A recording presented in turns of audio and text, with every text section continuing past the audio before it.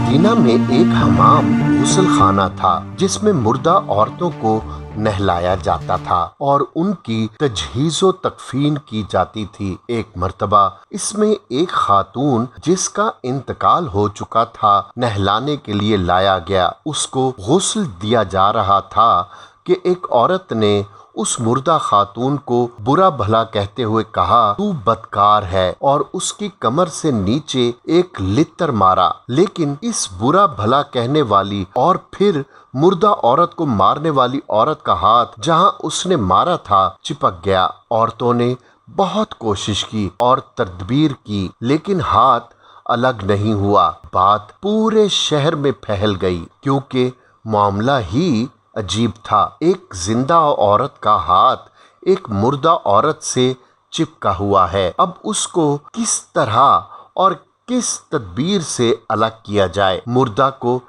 दफन भी करना जरूरी है, उसके लवाहिकीन अलग परेशान होंगे। मामला शहर के वाली और हाकिम तक पहुंच गया। उन्होंने फुकहा से मशवरा किया। बाज ने राय दी कि उस जिंदा औरत का हाथ काट कर अलग किया जाए। कुछ की राय ये बनी कि मुर्दा औरत के जिस हिस्से से उस जिंदा खातून का हाथ चिपका है उतने हिस्से को काट लिया जाए। कुछ का कहना था कि मुर्दा की बेइज्जती नहीं की जा सकती। कुछ का कहना था कि जिंदा औरत का हाथ काटना उसको पूरी जिंदगी के लिए माजूर बना देगा। शहर का वाली और हाकिम इमाम मालिक का कदर शनास और उनके तुफ़का और फहमो फरासत का कायल था। उसने कहा कि मैं जब तक इस बारे में इमाम मालिक से बात करके उनकी राय ना लूं, मैं कोई फैसला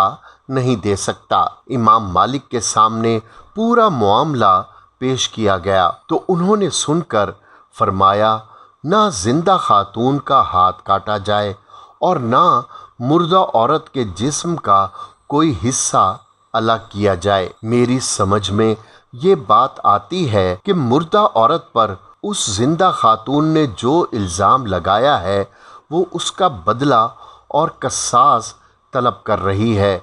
लिहाजा इस इल्ज़ाम लगाने वाली औरत को शरई हद से गुजारा जाए।